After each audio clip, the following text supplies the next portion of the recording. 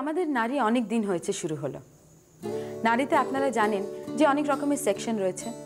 একটা হচ্ছে health section, এবং হেলথ সেকশনে আমরা বাচ্চাদের বিভিন্ন প্রবলেমস নিয়ে ডিল করি। মানে ধরুন বাচ্চাদের শরীর খারাপ হলে আপনাদের কি করা উচিত, বা বাচ্চাদের কমিক বুক পড়া উচিত কি না, বা কতটা টিভি দেখা উচিত আপনাদের বাচ্চাদের। কিন্তু আমার একটা অন্য কথা মনে হচ্ছে, সেটা হচ্ছে যে আজকালকার বাচ্চারা অবাক হয় না। শিল্প নির্দেশক খালেদ চৌধুরী বলেছিলেন যে যেদিন বাচ্চারা ঘড়ির কাঁটা নড়া দেখে অবাক হবে না, সেটা বড় দুঃখের দিন। শুনেছি যে আজকালকার বাবা মারা তাদের বাচ্চাদের রূপকথা পড়তে দেন না। তার মানে কি আজকালকার বাচ্চারা জানে না ব্যঙ্গমা ব্যঙ্গমীর কথা, রাক্ষসদের কথা, বা পারুল বোন চম্পার কথা? আমার মনে হয় যে চাইল্ড সাইকোলজিস্টদের হয়তো এসব নিয়ে একটু ভাবা উচিত। কারণ আজকালকার বাচ্চাদের অনেক পড়ার চাপ, অনেক কম্পিটিশন। তারা যদি তাদের সরলতা হারিয়ে থাকে, তাহলে আমাদের সেটা ফেরত দেওয়া উচিত না। আজকের নারী শুরু করছি বাচ্চাদের সরলতার কথা ভেবে।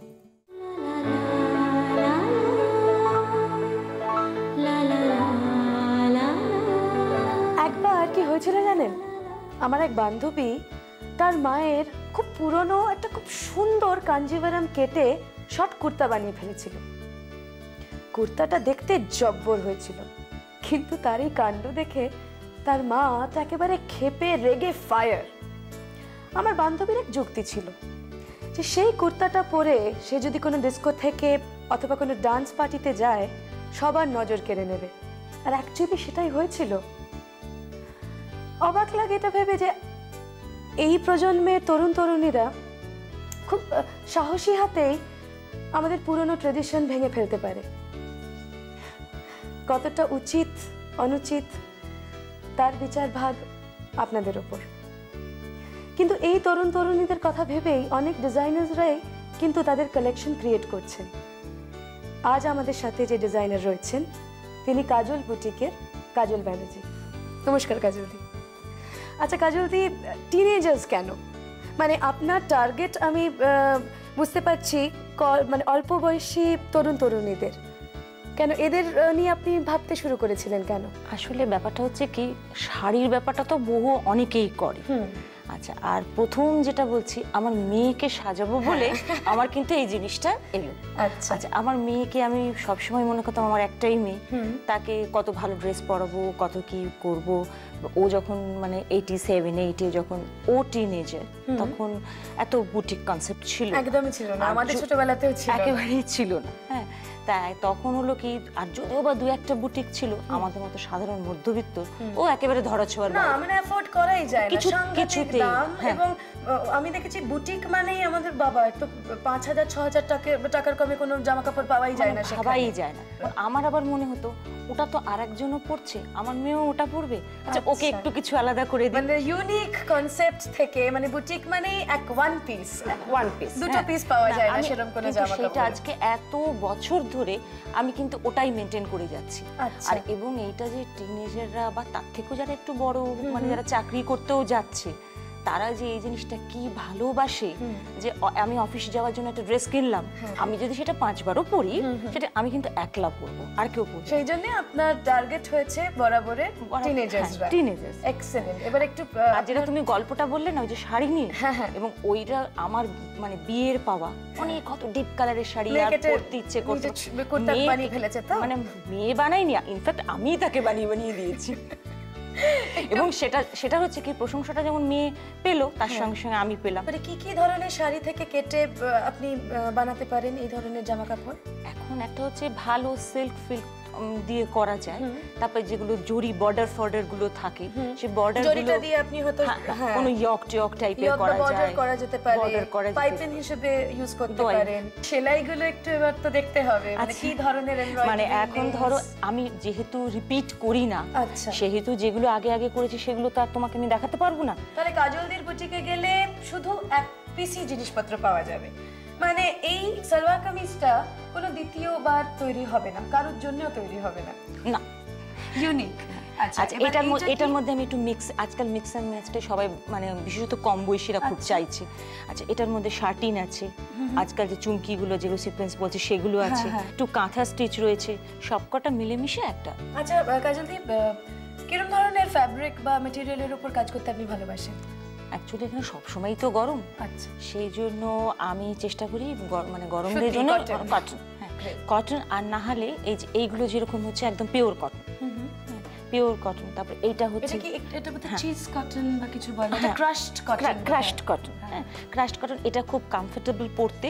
আচ্ছা আর মানে ভীষণ বেশি। এখানে হঠাৎ পকেট কেন?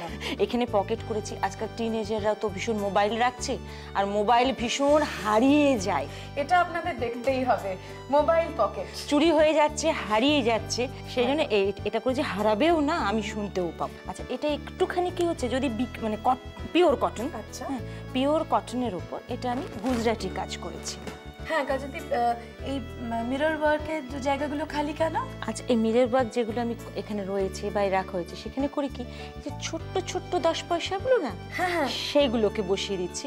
ওই কিছুই না, একটু নতুনত্ব আনা হলো, তাই তো। মানে এরকম কনসেপ্ট আমার সত্যি জানা নেই। টিনেজার্সরা তাদের পকেট মানি থেকে 10 পয়সা যদি মিলে যদি 100টাও হয়, বাপরে বাপ। না অতগুলো বসাই না, কিন্তু না আমি যেটা তুমি পকেট মানির কথা বললে, ওরা কিন্তু পকেট মানি থেকেই যাতে কিনতে পারে, আমি সেই রেঞ্জ থাকে সব সময়। মানে আমি 250 থেকে 350 450-র মধ্যে কিন্তু আমি কটন উইথ দোপাট্টা, হ্যাঁ উইথ দোপাট্টা, তারপরে এই যে ওয়ার্কগুলো থাকে, ওই মানে 50 টাকার মতো হয়তো তফাৎ পড়ে ওয়ার্কের উপর, হ্যাঁ। তারপরে এই যে ছোট ছোট এই যে এগুলো, হ্যাঁ এটা ইজিপশিয়ান মোটিভ দিয়ে আমি করেছি। এগুলোতে আমি বড় বড় সালোয়ার কামিজগুলোও করি, হ্যাঁ, কিন্তু একটু যদি করে দিই, লোকে মেয়েরা আজকাল জিন্সের ওপর দারুণ, আচ্ছা এটা সামনে পিছনে দুটোতেই আছে, খুব সুন্দর, এটা পড়তে পারে। আর এগুলো অনলি 100 রুপিস।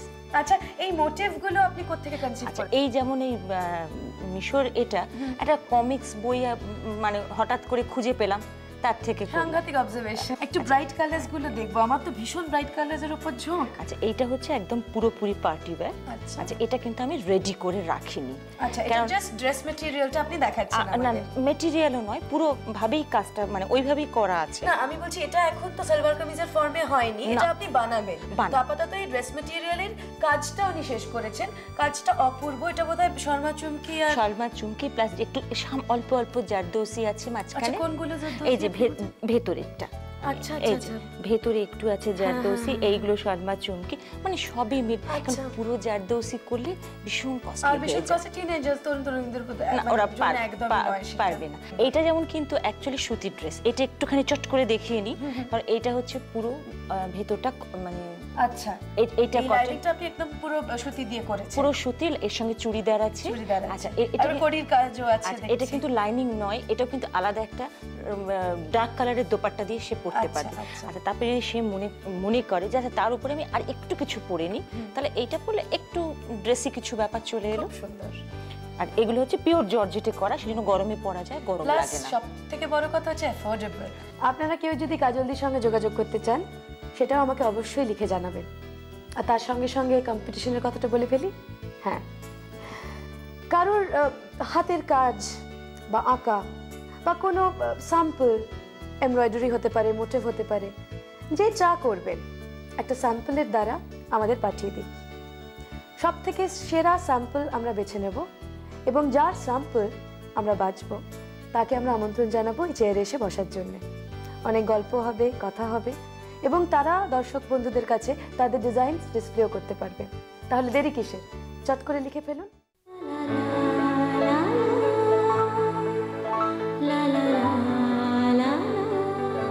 নমস্কার, আমি দেবযানী, আবার হাজির হয়েছি আপনাদের সামনে নারী স্বাস্থ্য বিভাগ নিয়ে।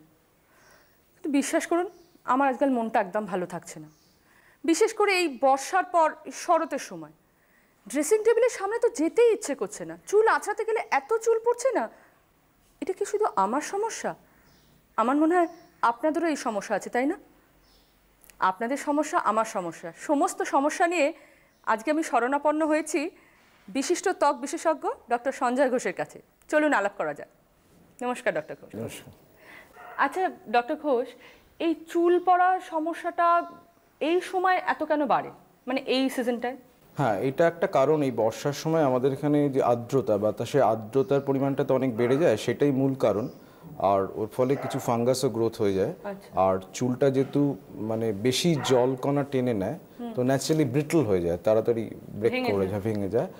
এইটা প্লাস এছাড়া কতগুলো পারিপার্শ্বিক কারণ তো থাকতেই পারে। ধরুন কারোর একটা এক্সট্রা কোনো প্রবলেম হলো, ধরুন মানে এইটাই মূল কারণ যে এই সময়ের জন্য বাড়ছে। কিন্তু সেই সঙ্গে আমাদের অন্য চিন্তাগুলো করতে হবে। অনেকে সারা বছরই চুল ওঠে, সেটাও তো একটা এক্স্যাক্টলি, হ্যাঁ হ্যাঁ এক্স্যাক্টলি, সেটা একটা ব্যাপার। আবার অনেকে আমাদের বলেন হঠাৎ চুল উঠে যাচ্ছে, সেটা বর্ষা ছাড়াও বা এই শরৎ ছাড়াও হতে পারে। সেটা কেন হয়? সেটা দেখুন, হঠাৎ যদি চুল উঠে যায় তাহলে আমরা কয়েকটা ব্যাপার জানতে চাই। ধরুন একটা হঠাৎ হাই ফিভার হলো, বা ধরুন একটা পেটের প্রবলেম কারোর অ্যাকিউট হলো, বা একটা স্ট্রেস হলো কারোর। আমরা জানি প্রেগনেন্সির পরে অনেকে চুল উঠে যায়।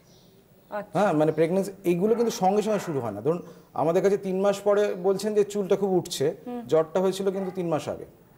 প্রেগনেন্সির ইমিডিয়েটলি পরে হয় না, 3 মাস পরে। আচ্ছা, একটা আমি শুনেছি টাইফয়েড হওয়ার পর চুল ওঠে, এটা ভীষণ শোনা যায়। টাইফয়েড বলে না, যে কোনো হাই ফিভার, আচ্ছা, হঠাৎ হাই ফিভার বা বেশি দিন একটু জ্বর, ইনফ্যাক্ট যে কোনো অসুখ একটু দীর্ঘস্থায়ী হলে তার কিছুদিন পর থেকে একটা চুল উঠতে পারে। এটা নিয়ে অত চিন্তা করার কারণে, এটাকে ইফ্লুভিয়াম, টেলোজেন এফ্লুভিয়াম বলে। আলটিমেটলি ঠিকমতো মানে আমরা বলি লাগানো টাকানো ছাড়াও একটু খাওয়ার ব্যাপারে, মানে প্রোটিনটা হাই খেতে হয়, আচ্ছা, জল বেশি খেতে হয়, ফ্রুটস, ভেজিটেবলস, প্রোটিনটা কিন্তু খুব দরকার। চুলটা আসলে প্রোটিন, কেরাটিন, তো সেইটা সাপ্লিমেন্ট করতে হবে। আর প্রোটিন মানে কিন্তু মাছ মাংস নয়, প্রোটিন মানে সয়াবিন, ডাল, এইগুলো পরিমাণও যথেষ্ট বাড়িয়ে কিছুটা অনেকটা উপকার পাওয়া যায়। এইগুলো মানে ভেজিটেবলস প্রোটিনও দরকার, ভেজিটেবল প্রোটিন দরকার, ডেফিনেটলি। আর চুল পাতলা হয়ে যায়, অনেকের কাছে শুনি যে ভীষণ চুল পাতলা হয়ে যাচ্ছে। পাতলা হয়ে যায় ব্যাপারটা কি? পাতলা মানে এটা অ্যালোপেশিয়া, এটা ফিমেল প্যাটার্ন অ্যালোপেশিয়া এখন নাম দেওয়া হয়েছে। এটা সাধারণত একটা বয়সের পরেই দেখা যায় বেশি, তবে ইদানিং আমরা একদম অল্প বয়সে মানে 14-15 থেকেও কিছু কিছু মেয়েদের ক্ষেত্রে দেখছি। এর কিছু ক্ষেত্রে একটা জেনেটিক ব্যাপার থাকে, আচ্ছা, আর কিছু ক্ষেত্রে আজকাল অল্প বয়সে মেয়েদের ওটা দেখছি, দেখা যাচ্ছে আর কি, যে একটা ওভারিয়ান সিস্ট হচ্ছে, পলিসিস্টিক ওভারি, সবার নয়, কারো কারো, যেটাকে পলিসিস্টিক ওভারি বলে। আসলে আজকালকার ছেলে মেয়েদের দুজনেরই মানে এক্সারসাইজ কম, বেশিরভাগ সময় পড়াশোনার চাপ, মানে ফিজিক্যাল এক্সারসাইজটা খুব কমে গেছে। তো এবং অনেকে ওয়েট গেইন করে অল্প বয়সেও, তো এইসব কারণে পলিসিস্টিক ওভারিটা খুব বেশি পাওয়া যাচ্ছে। তাদের কিন্তু এরকম অল্প বয়সে চুল পড়তে পারে। এছাড়া অবশ্য সবসময় বলবো না যে হরমোনের প্রবলেম আছে, পলিসিস্টিক ওভারি থাকলে তো ডেফিনেটলি তার ট্রিটমেন্ট করতে হবে। আর কিছু ক্ষেত্রে স্ট্রেস একটা ব্যাপার বললাম, আজকাল তো বাচ্চাদেরও স্ট্রেস, আজকাল যে স্ট্রেসটা আগে 15-20 থেকে 30 বছর হতো, এখন 5 বছর থেকে স্ট্রেস। তো সেই সব ফ্যাক্টরগুলোর জন্য দেখা যাচ্ছে যে চুল পড়াটা অনেক এগিয়ে আসছে টাইমটা। আর অনেকের একটা পার্টিকুলার এজের পরে, 30-35-এর পরে চুল পড়ছে, সেটাও একটা অনেক সময় হরমোন ফ্যাক্টর থাকে, যেন মেয়েদের মেনোপজের পরে হরমোন ফ্যাক্টর থাকে, অনেক সময় হরমোন ফ্যাক্টর থাকে না। তো এই ব্যাপারগুলোর কজটা ফার্স্ট ডিটেক্ট। আরেকটা যেমন আমাদের দেশে আরেকটা আমরা পাচ্ছি, যেটা হচ্ছে অ্যানিমিয়া, মানে খুব কমন আমাদের দেশে কজ হচ্ছে অ্যানিমিয়া। মেয়েদের ক্ষেত্রে অ্যানিমিয়াটা খুব কমন, আর অ্যানিমিয়ার জন্য কিন্তু চুল পড়ে যায়। এবং খাওয়ারের একটা ব্যালেন্স, ধরুন আজকাল এই ফাস্ট ফুডের ব্যাপার, ইয়াঙ্গার জেনারেশনের মধ্যে সবই খাচ্ছে। হ্যাঁ, জাঙ্ক ফুড আমি একদম না করছি না, কিন্তু তার সঙ্গে অন্য ডায়েট, হয়তো কেউ শুধু এই মাছ মাংস খেয়ে যাচ্ছে, রোলস খাচ্ছে, কিন্তু অন্য ভেজিটেবলস একদম খাচ্ছে না। তো এর ফলে আমরা যেটা দেখছি, যারা অ্যাফোর্ড করতে পারে তাদেরও কিছু ম্যালনিউট্রিশন হচ্ছে। ম্যালনিউট্রিশন মানে ধরুন ট্রেস এলিমেন্ট, জিঙ্ক দরকার শরীরে, সেলেনিয়াম দরকার, এইগুলো ডেফিসিয়েন্সি হয়ে যাচ্ছে। তার ফলেও কিন্তু চুলটা পড়তে থাকে। মানে এইসবের কারণেও আজকাল অনেককে দেখা যাচ্ছে অল্প বয়সে 20 বছর 25 বছরে চুলটা পাতলা হয়ে যাচ্ছে। আচ্ছা, হ্যাঁ, তো সেক্ষেত্রে প্রথম কারণটাকে আমাদের চিহ্নিত করতে হয়, তার ট্রিটমেন্ট। আর তাছাড়া এখন আমরা দেখুন ওই মিনক্সিডিল লোশন, এরকম আমরা 2%, মেয়েদের ক্ষেত্রে 2% দেওয়া হয়, সেটা দিয়ে কিছুটা গ্রোথ ডেফিনেটলি করা যায়। আর তার সঙ্গে সাপ্লিমেন্টারি ওষুধ কিছু দেওয়া হয়। আচ্ছা, আপনি যে একটা কথা বললেন female pattern, is there anything called male pattern? কারণ ছেলেদেরও তো ডেফিনেটলি চুল ভীষণ ওঠে, চুল পাতলা হয়ে যাচ্ছে। Sure male pattern, very interesting question. Male pattern hair loss আর ফিমেল প্যাটার্ন হেয়ার লস, এই ডিফারেন্সটা কি? হ্যাঁ, ডিফারেন্স মানে প্রথম বাইরে থেকে কিছু ডিফারেন্স আছে। যেমন ছেলেদের দুটো টেম্পোরাল লোবটা পেছন দিকে ঢুকে যায়, সামনের মার্জিনটাও পিছিয়ে যায়, প্লাস মাঝখানে ওই ভার্টেক্সটাও তো ফাঁকা হয়ে যায়। মেয়েদের ক্ষেত্রে সাধারণত এই সামনের মার্জিনটা প্রিজার্ভড হয়, মেয়েদেরটা ইউজুয়ালি ডিফিউজ হয়, মানে এক জায়গায় যে অনেকটা চুল পড়ে যায় এরকম নয়, মানে সামনের লাইনটা ঠিক থাকে, কিন্তু মাঝখান থেকে চুলটা ফাঁকা হতে শুরু করে, মানে সারা মাথা জুড়েই যেন ডেন্সিটিটা অনেক কমে গেছে।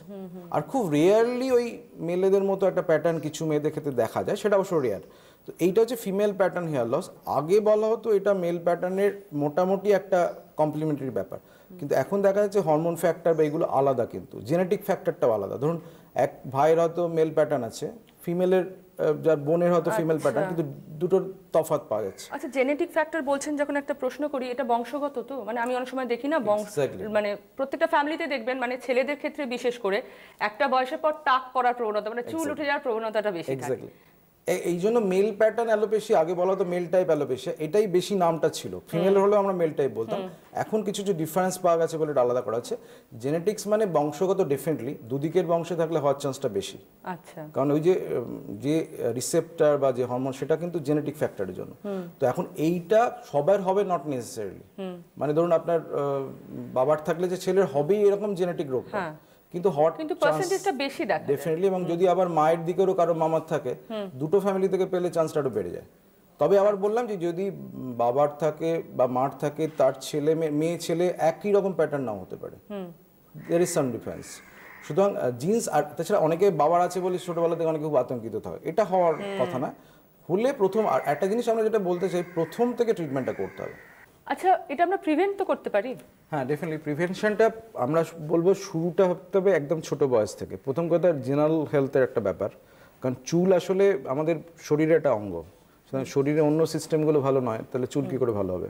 সবাই দামি দামি তেল শ্যাম্পুর খোঁজ করেন বা বিজ্ঞাপন দেবে অনেক কিছু লাগান, কিন্তু আমাদের কথাটা হচ্ছে যে আগে হেলথটা ঠিক রাখুন। তো চুল মানে শুধু চুল নয়, চুল মানে টোটাল শরীরটাই সুস্থ রাখতে। সুতরাং এইভাবে প্রিভেন্ট করতে পারলে আমরা হয়তো পুরোটা জেনেটিক ফ্যাক্টর পুরো আটকানো যায় না, অনেকটা হয়তো কন্ট্রোল করা যাবে। আচ্ছা, আরেকটা জিনিস, আমাদের অ্যাকচুয়ালি আগে তো আমাদের মা মাসিরা অতটা বাইরে বেরোতেন না, তাদের চুল পড়ার সমস্যাটা শুনেছি কমই, মানে ওনারা যা বলেন আজকাল তোদের বেশি স্টাইল হয়েছে বলে চুল পড়ছে, হ্যাঁ না তা না। কিন্তু ব্যাপারটা হচ্ছে কি, রাস্তায় বেরোলেই প্রথম কথা ভীষণ অয়েলি হয়ে যাচ্ছে চুলটা, তারপরে ভীষণ খুশকির প্রবণতা। খুশকিটা মানে কিভাবে প্রিভেন্ট করতে পারি আমরা? খুশকি ব্যাপারটা হচ্ছে এটা ফাঙ্গাস, এটা পিট্রিওস্পোরাম ওভেল বলে একটা বিশেষ ফাঙ্গাস। এটা আমাদের যেহেতু হিউমিড ক্লাইমেট, সেই জন্য এটা হওয়ার চান্সটা খুব বেশি। তো এখন এই খুশকি নিয়েও নানান সব ওই লাগালো এইসব ব্যাপার করে আরও ব্যাপারটাকে খারাপ করে, কড়া কড়া শ্যাম্পু লাগিয়ে আরও চুল ক্ষতিগ্রস্ত হয়। তো খুশকির স্পেসিফিক ট্রিটমেন্ট আছে, যেটা হচ্ছে যে খুশকি হলে আমরা সাধারণত একটু আধটু হলে মাইল্ড শ্যাম্পু তেলটা বন্ধ করতে বলি। খুব বেশি খুশকি হলে আমরা একটা মেডিকেটেড শ্যাম্পু দিই, সাধারণত একটা কিটোকোনাজল টার শ্যাম্পু এই জাতীয় দেওয়া হয়। কিন্তু তার কথা নিয়ম আছে, অনেকে দোকান থেকে কিনে নিজে লাগাতে শুরু করলো, কিন্তু মেথডটাই ফলো করছে না। নিয়ম হচ্ছে যে একটা সোক করে রাখতে হয়। অনেকে একটু নিয়ে খুব রাফ করলো চুলটাকে, তারপর ধুয়ে ফেললো, এতে খুশকি কোনোদিনই যাবে না। ওই ফাঙ্গাসটাকে যদি আপনি কিল না করেন ওই তাহলে আমরা যেটা বলছি সোক করে রাখা, একটু কিছুক্ষণ ভিজিয়ে রাখুন ওই শ্যাম্পুটা, অন্তত 2-3 মিনিট, দরকার উইকে 2 বার করতে হবে। তার আগে একটা মাইল্ড শ্যাম্পু দিয়ে ওয়াশ করে নেওয়া যেতে পারে, কিন্তু এই মেডিকেটেড শ্যাম্পুটাকে আপনাকে সোক করতে হবে, যেটা অনেকেই করেন না। বলে আমি এটা মেডিকেটেড শ্যাম্পু 1 বছর 2 বছর লাগাচ্ছি, কোনো কাজ হচ্ছে না মানে ঠিকমতো মেথড হচ্ছে না। তো এইটা একটা ব্যাপার। আর চিরুনিগুলোতে অনেক সময় খুশকি থেকে যায়। ধরুন আজকে মেডিকেট করছেন, আবার সেই কালকে ওই চিরুনিটা ইউজ করছেন। চিরুনিটা আমার মাঝে মাঝে রোদে দিতে বলি, রোদে দিলে ফাঙ্গাসটা ক্লিয়ার হয়। অনেকে বারবার ধুন, জল দিলে কিন্তু ফাঙ্গাস বাড়বে। আচ্ছা, অনেকে মাথা ভালো করে শুকোন না, সেই তাতেও কিন্তু ফাঙ্গাসটা বেশি হবে। একজনের চিরুনি অন্যজন থেকে করতে পারে, বিভিন্ন অন্য জায়গায় পার্লার থেকে আসতে পারে। খুশকিটা কি ছোঁয়াচে? একটু ছোঁয়াচে তো ডেফিনেটলি। একই ধরুন একদম পাশে বসলেই হবে না, কিন্তু যদি একই চিরুনি একই টাওয়াল ইউজ করলে হতে পারে। সুতরাং এইভাবে ফুসকিটাকে ডেফিনেটলি কন্ট্রোল করা যায়। আর খুব বেশি হলে আমরা সেটা খাওয়ার ওষুধ পাওয়া যায় এখন, তবে সেটা ডাক্তারি পরামর্শ সেটা কখনোই করা উচিত না। তো এইভাবে খুশকিটাকে কন্ট্রোল করা যায়। এখন আরেকটা কারণ পলিউশন বাড়ছে, ডাস্ট বাড়ছে। আগে যেটা বললেন মামাশিদের সময় দুটো ফ্যাক্টর, অ্যাওয়ারনেসটা হয়তো এতটা ছিল না, ধরেই নিতেন আমার চুল পড়বে, একটা ব্যাপার ছিল। আরেকটা ব্যাপার হচ্ছে এখন যেহেতু আমি বললাম স্ট্রেস অনেক ছোটবেলা থেকে, একটা তো এমনি ফিজিক্যাল স্ট্রেস আছে, মেন্টাল স্ট্রেস আছে, প্লাস পলিউশনের স্ট্রেস আছে। মানে সারা পৃথিবী জুড়ে তো অনেকগুলো স্ট্রেস, মানে যেটা পলিউশনের একটা শরীরের উপর স্ট্রেস আছে। এইসব কারণে অনেক রোগী, যেটা ওনারা বলছেন ঠিকই মামাশিরা, কিন্তু এটা ঠিকই আমরা দেখতে পাচ্ছি অনেক প্রবলেম হচ্ছে। আমাদের তো এখন আমরা বিউটি পার্লারে যাচ্ছি, নানা রকম হেয়ার ট্রিটমেন্টস করছি, সেটা কি মানে কোনোভাবে? এইখানে আমি ওনাদের কিছু কথা মানবো, কিছু কথা মানবো না। একটা হচ্ছে যে পার্লারে যেটা হবে, একটা চুলের কন্ডিশনিং হবে, চুলের একটা বেটারনেস হয়তো মানে হতে পারে, কিন্তু যদি না, বাট অনেক রকম প্যাক লাগানো হয় না, ট্রিটমেন্ট তো সেটা নয়। আমি ট্রিটমেন্ট বলবো না, আপনি চুলের হয়তো টেক্সচারটাকে ইমপ্রুভ করতে পারবেন, কিন্তু চুলের আলটিমেট ইমপ্রুভ তো ইন্টারনালি আমি ফার্স্ট বললাম, প্লাস যে ওষুধগুলো সেটা তো মেডিকেল ট্রিটমেন্ট করতে হবে। আচ্ছা, আরেকটা জিনিস জানতে আমার ভীষণ ইচ্ছে করছে, হেয়ার ট্রান্সপ্লান্টেশন যেটাকে বলে। এখন একটা ব্যাপার আমি বললাম, মেল আর ফিমেলের মধ্যে একটু ডিফারেন্স আছে চুল পড়ার প্যাটার্নটা। তো ছেলেদের তো একটা পুরো জায়গা ফাঁকা হয়ে যাচ্ছে, সেখানে হেয়ার ট্রান্সপ্লান্ট করাটা অনেক ইজি, আর কসমেটিক অ্যাপিয়ারেন্সটা পরে বেটার হয়। আর মেয়েদের ক্ষেত্রে যেহেতু বললাম ডিফিউজ, একটা প্যাটার্ন অ্যালোপেশন, মানে একটা জায়গায় ধরে চুল পড়ে গেছে, এটা মেয়েদের ক্ষেত্রে খুব কম হয়, কিছু রেয়ার ক্ষেত্রে। তো সেক্ষেত্রে এই গ্রাফটিংটা করতে গেলে যে প্রবলেমটা হয়, গ্রাফটিং করতে গেলে আমার নর্মাল হেয়ার কিছুটা ডিস্টার্ব হতে পারে। তো এখন অবশ্য খুব রিসেন্ট অন্য ওয়েতে হেয়ার ট্রান্সপ্লান্ট করা, যেটাকে মাইক্রো গ্রাফটিং বলে, খুব ছোট্ট ছোট্ট 2 মিলিমিটার পাঞ্চ ইউজ করা, এইটা মেয়েদের ক্ষেত্রে করা যেতে পারে। যার তবে প্রথমে হেয়ার ট্রান্সপ্লান্ট নয়, কারণ একটা জিনিস মধ্যে হেয়ার ট্রান্সপ্লান্ট কিন্তু আমাদের চুলের কোনো উন্নতি করবে না, এটা আউটওয়ার্ডলি অ্যাপিয়ারেন্সটা বাড়াবে। আমাকে ফার্স্ট ট্রিটমেন্ট করতে হবে, যদি কোনো প্রবলেম থাকে সলভ করতে হবে, মেডিকেল ট্রিটমেন্ট যতক্ষণ করা যায় করতে হবে, তারপর সেটা ফেল করলে দেন ইউ গো ফর। আর অল্প বয়সের মেয়েদের জন্য বা ছেলেদের জন্য এটা একেবারেই নয়, একটা সার্টেন এজের পরে যখন প্যাটার্ন ডেভেলপ করেছে তখন। মেয়েদের ক্ষেত্রে সাধারণত আমরা খুব বেশি এটা এনকারেজ করি না, তবে ওই মডার্ন ওয়েতে খুব যাদের একেবারে অ্যাডভান্স তারা করতে পারে। ধন্যবাদ ডক্টর ঘোষ আমাদের এখানে আসার জন্য। ডক্টর ঘোষের কথাগুলো নিশ্চয়ই ভালো করে শুনেছেন, মন দিয়ে শুনেছেন। বিউটি পার্লারে গিয়ে কিন্তু চুল সুন্দর করা যায়, চুল ওঠা বন্ধ করা যায় না। তার জন্য আমাদের কি কি করতে হবে?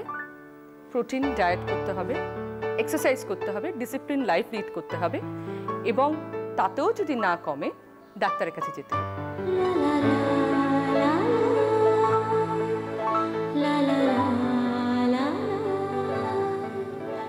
অনেক সময় দেখা যায় কিছু কিছু মহিলারা একটু হাঞ্চড, অর্থাৎ কোলকুচো। তো এই কোলকুচোর দরুন কিন্তু মহিলাদের অনেকটা সৌন্দর্য নষ্ট হয়ে যায়। তো আজ আমরা দেখাবো যে এই কোলকুচো ভাবটা কিভাবে আমরা কাটাবো বিভিন্ন শোল্ডার এক্সারসাইজের মাধ্যমে, যেমন ফ্রন্ট রেজ, এডি রেজ, সাইড ল্যাটারাল। এতে কেবল কোলকুচো ভাবটাই কাটবে না, কাঁধে যদি কোনো ফ্যাট ভাব থাকে, একটু ওবেস থাকে, একটু মাসল টোনিং দরকার হয়, তো সেক্ষেত্রে আপনারা যথেষ্টই উপকার পাবেন। অনেকেই জিমে আসতে পারেন না, সময়ের অভাব, তো সেক্ষেত্রে তারা এই বারবেলের বদলে ছোট্ট একটা লাঠি ব্যবহার করতে পারেন।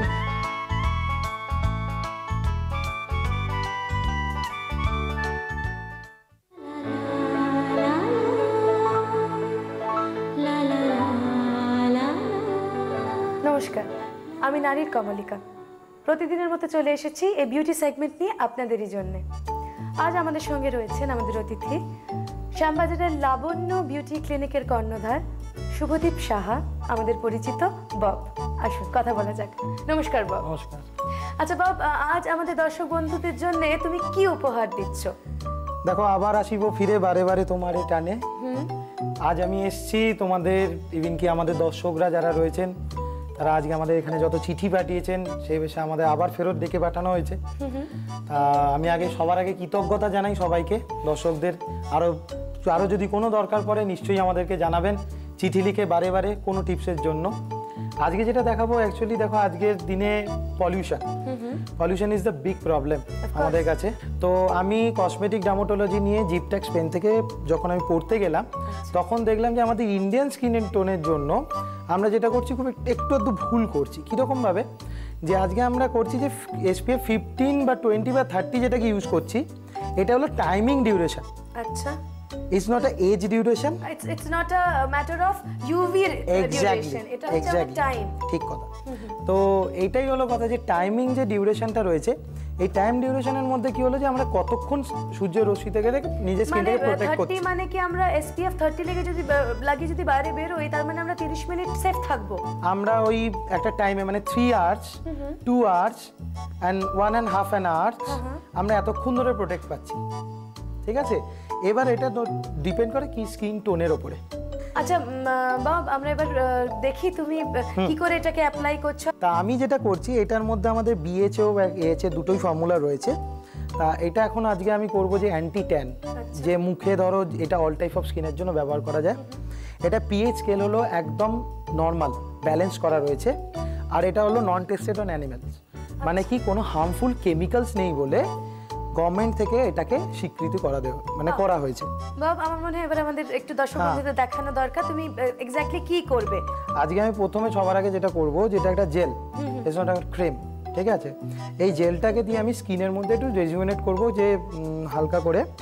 আচ্ছা এই তোমাকে জেলটা কি কোন ধরনের স্কিনের জন্য অ্যাপ্লিকেবল? অল টাইপ অফ স্কিনের জন্য, কারণ জেল এমনই একটা, এর মধ্যে কোনো ক্রিমের সাবস্টেন্স নেই। কারণ তোমাদের এই কথার প্রসঙ্গে বলে দিই যে ক্রিমগুলো তৈরি হয় বাজারে, ওর মধ্যে কয়েকটা প্রোডাক্ট থাকে, যেমন স্টেরিক অ্যাসিড বলে, ঠিক আছে, আরেকটা থাকে লেলোনেন, আরেকটা থাকে এলপিএল। তো এই প্রোডাক্টগুলো ছাড়া সাধারণত ক্রিম তৈরি হয় না। আচ্ছা বাবা, আমি তো তোমাকে কোনোভাবে হেল্প করতে পারবো না, আমি এই ব্যাপারে একদম মানে আমি একদম অজ্ঞ বলতে পারি। তো আপনি একটু যদি দেখে নেন। হ্যাঁ, আমি দেখিয়ে দিচ্ছি। আমার অ্যাসিস্ট্যান্ট আজকে রয়েছে অভিজিৎ আমার সাথে। আমি আজকে যেটা তোমাকে প্রথমে দেখাচ্ছি, ইটস লিমফ্যাটিক ড্রেনেজিং। লিমফ্যাটিক ড্রেনেজিং ম্যাসাজটা হলো যে বিভিন্ন ক্রেনিয়াল নোডসগুলোর মাধ্যমে লিম্ফ ফ্লুইড, মানে যে হার্ট পাম্পের সাথে সাথে একটা ফ্লুইড আসে, সেই ফ্লুইডের মধ্যে আমাদের টক্সিনগুলো জমা হয়, মানে বর্জ্য পদার্থগুলো, যেগুলো আমাদের বোনসের নিচে থাকে স্বাভাবিকত।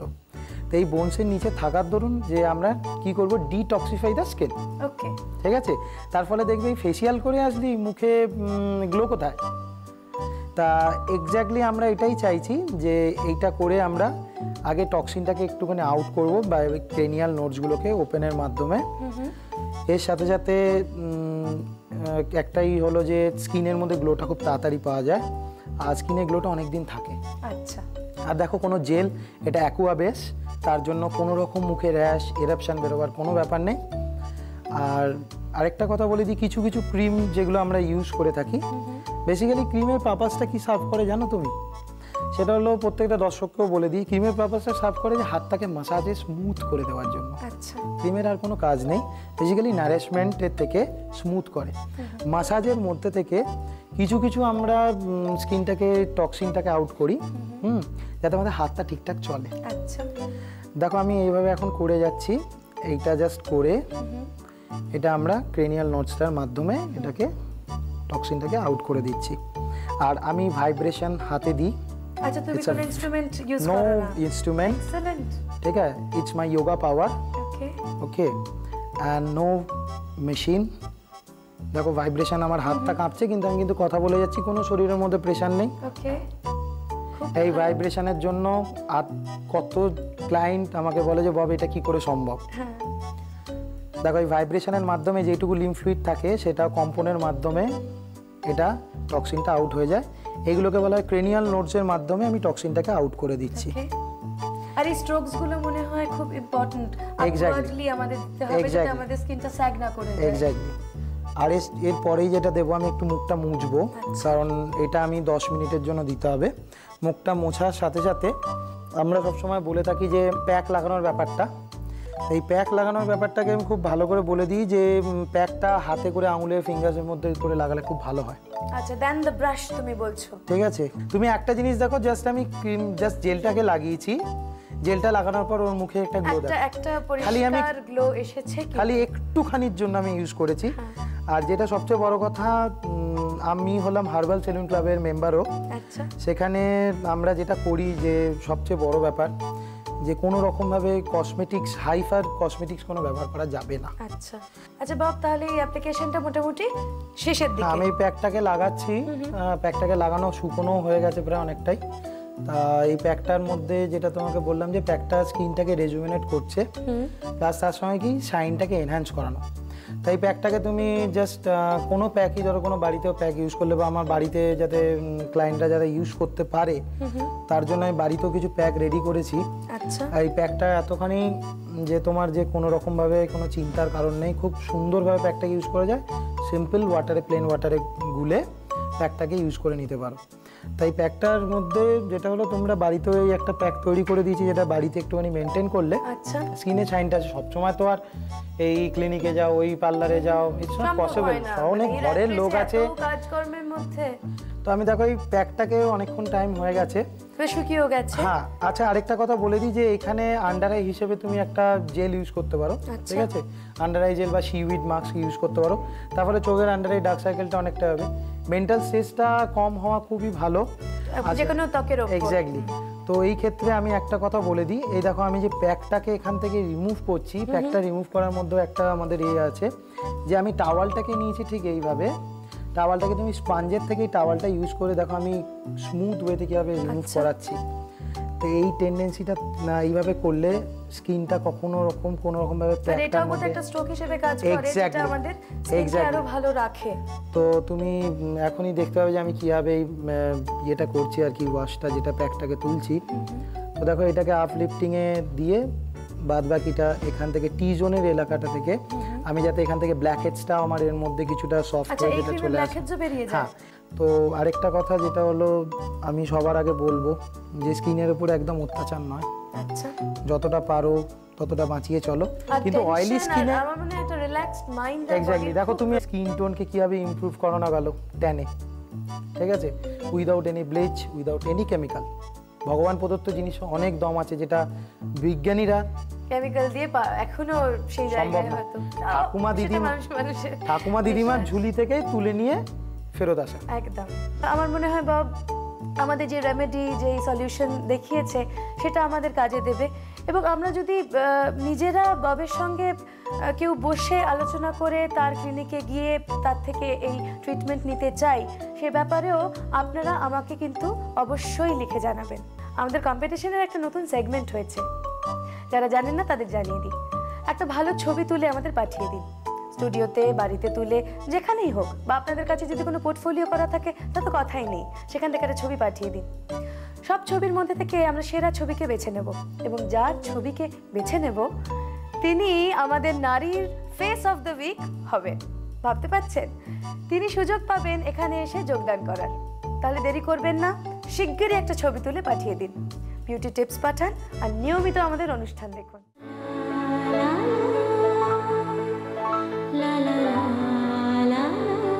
ভালো আছেন তো? আমি পিঙ্কি আর মনামি দুজনেই চলে এসেছি নারীর রান্নাঘরে, আর আমাদের সঙ্গে আছে জয়শ্রী গাঙ্গুলি, অর্থাৎ আমাদের জয়শ্রীদি। তাহলে আর বেশি কথা না বাড়িয়ে জানিয়ে ফেলা যাক জয়শ্রীদি আজকে আমাদেরকে কি শেখাচ্ছে। কি শেখাচ্ছেন জয়শ্রী? আজকে শেখাচ্ছি উস্টার চিকেন।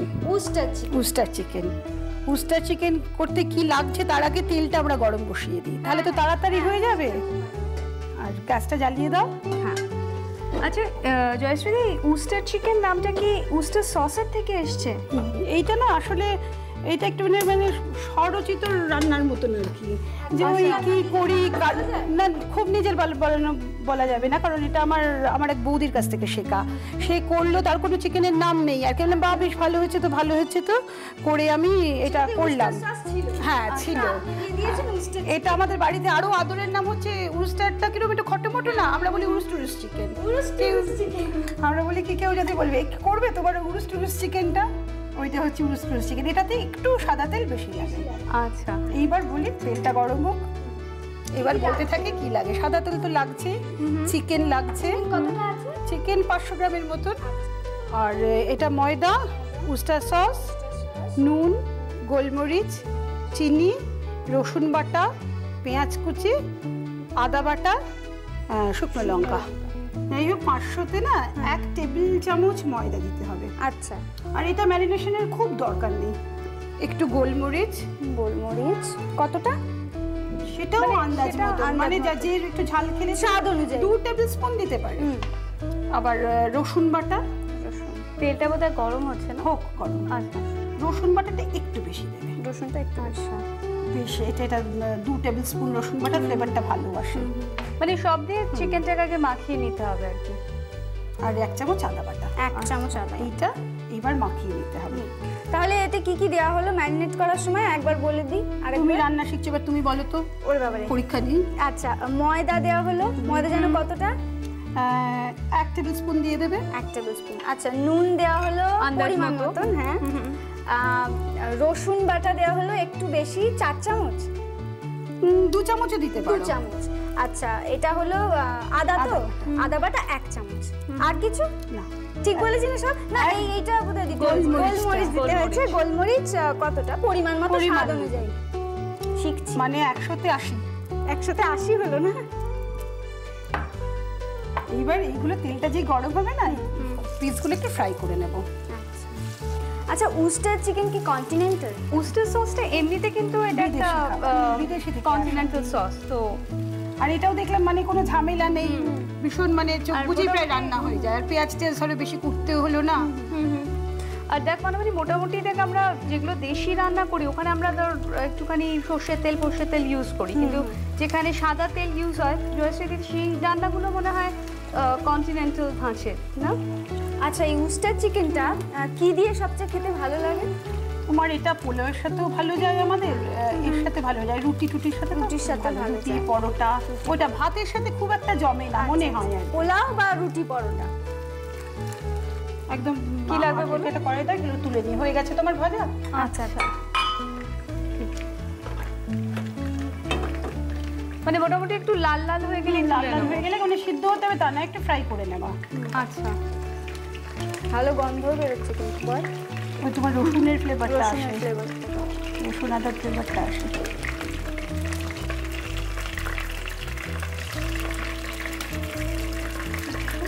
এইবার আমি পেঁয়াজটার কাটা রয়েছে, এই পেঁয়াজটা তুমি কেটে নেবে।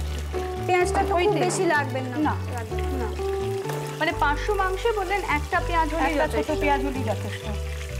এই পেঁয়াজটা তুমি এটা কিন্তু একদম সোনালি করে ভাজা হবে না, জাস্ট একটু কাঁচা গন্ধটা চলে যাবে, অল্প অল্প ফ্রাই হবে। আর একটু রসুন বাটা দিয়ে দেবে এর মধ্যে। রসুন বাটা কতটা? 1 চামচ, 1 চামচ। আর এটা যদি কেউ মনে করে যে না দেবো না, না দিলেও সাথে একটু রসুনের ফ্লেভারটা মানে আর একটু ভালো লাগে। রসুনের ফ্লেভারটা খুব ভালো লাগে, একটু সাদা সাদা থাকবে। এই তুমি এখানে পরিমাণ মতন 1 কাপ মতনই জল ঢেলে দেবো। আচ্ছা, 1 কাপ। এটা এবার একটু চাপা দিয়ে দাও, ফুটতে থাকুক। কতক্ষণ পর্যন্ত এটা হবে? মানে এটা ফুটতে যতটুকু সময় লাগে, 5 মিনিট। হ্যাঁ, 5 মিনিট মতন তো লাগবেই। আচ্ছা, এই তো আমাদের 5 মিনিট হয়ে গেছে, দেখো জল ফুটছে। আর এবার আমরা চিকেনগুলো দিয়ে দেবো।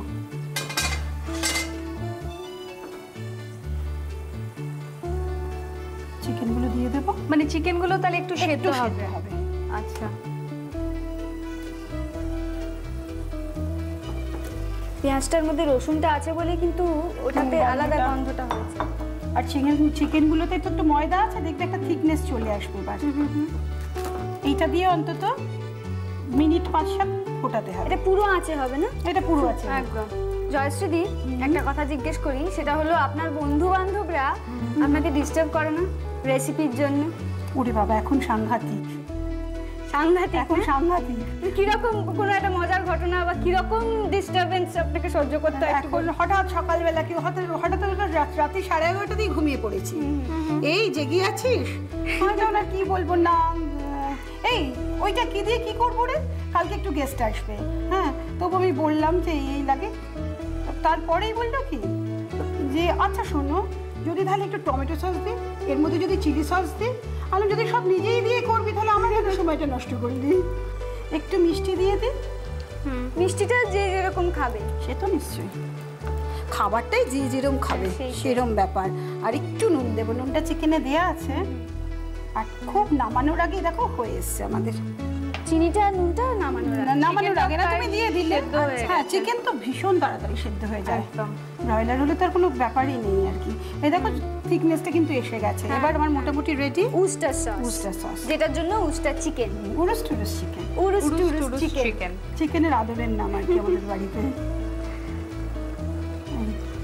এইটাও আর কি আমি 4 টেবিল স্পুন দিলাম। এটা মনে হয় যার যেরকম লাগবে ভালো, একটু বাড়িয়েও দিতে পারবে। এটা তো বোধহয় স্বাদটাকে আলাদা করে, টেস্ট আলাদা। খুব সহজের রান্না। এই তো এটা আমাদের হয়ে গেছে। গ্যাসটা বন্ধ করে দিয়ে এই নাও। তাহলে এটাই আমাদের হৃষ্টপুষ্ট চিকেন। দেখো নাম পরিবর্তন হয়ে গেল আবার। আচ্ছা, কেন তুই হৃষ্টপুষ্ট চিকেনটা কেন বললি? কারণ আমি বলতে পারলো না বোধহয়, কারণ আমি খুব পুষ্ট আর তুই খুব হৃষ্ট, তো হৃষ্টপুষ্ট চিকেন আর কি। আচ্ছা, আমাদের জন্য বলে, আপনারা কিন্তু আপনাদের জন্য না, কিন্তু আমাদের জন্য হৃষ্টপুষ্ট চিকেন, আপনাদের জন্য উস্টার চিকেন। আর কেউ যদি বলতে মনে হয় খুব অসুবিধা হচ্ছে, সে বলবে উরুস চিকেন। দেখো এবার একটু চেখে দেখো, এটা রুটির সাথে তো ভীষণ ভালো যায়। আর বেশ লঙ্কাগুলো ওপরে ভাসছে, খুব গরম। না আমি মুখ ফুক পুড়িয়ে ফেলিস না।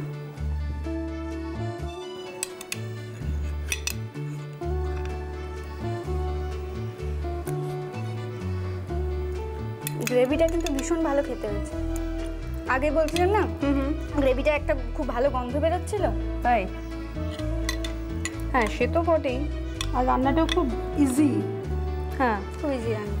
উস্টার চিকেন তৈরি করতে লাগছে চিকেন 500 গ্রাম, ময়দা 1 টেবিল চামচ, উস্টার সস 3-4 টেবিল চামচ, পেঁয়াজ 1টি কুচি করে কাটা, রসুন 1টি বাটা, আদা 1 টেবিল চামচ বাটা, গোলমরিচ 2 চা চামচ গুঁড়ো। মুরগিগুলো ধুয়ে টুকরো করে নিন। ওর মধ্যে ময়দা, গোলমরিচ, আদা ও রসুন বাটা এবং নুন মাখিয়ে নিন। কড়াইতে তেল গরম করে মুরগির টুকরোগুলো ভেজে তুলে নিন। পেঁয়াজ ভাজা হলে একটু রসুন বাটা দিয়ে ভেজে নিন। এবার জল দিন পরিমাণ মতো। জল ফুটে উঠলে মুরগির টুকরোগুলো দিয়ে দিন। মাংস সেদ্ধ হলে উস্টার সস দিয়ে দিন। ঝোল ঘন হলে নামিয়ে নিন এবং পরিবেশন করুন। তাহলে আপনারা লিখে নিয়েছেন নিশ্চয়ই, উস্টার চিকেন বা বলতে পারেন জয়শ্রীদির আদরের নাম উরুস টুরুস চিকেন বা পিঙ্কির এক্ষুনি সৃষ্টি হওয়া নাম হৃষ্টপুষ্ট চিকেন। যেটাই হোক, আপনাদের মতন আপনারাও একটা নাম দিয়ে দেবেন, লিখে নিন। আর অবশ্যই এটা রান্না করবেন, খাবেন, আমাদের চিঠি লিখে জানাবেন। আর হ্যাঁ, পুরস্কারের ব্যাপারটা আপনারা জানেন, তাও আপনাদের আরেকবার জানিয়ে দিচ্ছি। সেটা হলো এরকম উরুস টুরুস চিকেনের মতন যদি কোনো ইন্টারেস্টিং রেসিপি আপনাদের কাছে থাকে তাহলে সেটা আমাদের লিখে পাঠান। বেস্ট রেসিপি যিনি পাঠাবেন তাদেরকে কিন্তু আমরা পুরস্কৃত করব। আর আরেকটা ব্যাপার যেটা, সেটা হলো বেস্ট রেসিপি যিনি পাঠাবেন পুরস্কার তো পাবেনই, তার সঙ্গে আমাদের নারীর রান্নাঘরে এসে রান্না করারও সুযোগ পাবেন। তো আজকের মতন আমাদের যেতে হবে, আবার পরদিন দেখা হবে এরকম একটা ইন্টারেস্টিং রান্না নিয়ে। আসি। আজকের অনুষ্ঠান শুরু করেছিলাম বাচ্চাদের কথা বলে, বাচ্চাদের হারানো সরলতার কথা বলে। নারীর দর্শকের মধ্যে যারা মায়েরা আছেন তারা নিশ্চয়ই এইসব ব্যাপারে খুবই চিন্তিত। আপনাদের যদি কোনো সমস্যা থাকে বাচ্চাদের বিষয়, নিশ্চয়ই আমাকে লিখে পাঠাবেন এই ঠিকানায়। আজকে শেষ করবার আগে শঙ্খ ঘোষের একটা কবিতার অংশ পড়ে শোনাচ্ছি। কবিতার নাম শিশুরাও জেনে গেছে। কি হতভাগ্য সেই দিন যখন শিশুরাও জেনে গেছে গাছ কখনো কথা বলতে পারে না, আর 7 ভাই চম্পাকে ডাকতেও পারে না কোনো পারুল বনের রূপকথা। কি হতভাগ্য সেই দিন যখন গর্জন তেল ভুলে শুকনো দাঁড়িয়ে থাকে নিঃস্বপ্ন প্রতিমা, কোনো গাছ আর একটাও কথা বলতে পারে না এই হিমানির ঘরে। কি হতভাগ্য সেই দিন যখন চম্পাকে বুক ভরে ডাকতেও পারে না কোনো পারুল, আর শিশুরাও জেনে গেছে সেই সব কথা। আজকে এখানেই শেষ করছি। নমস্কার।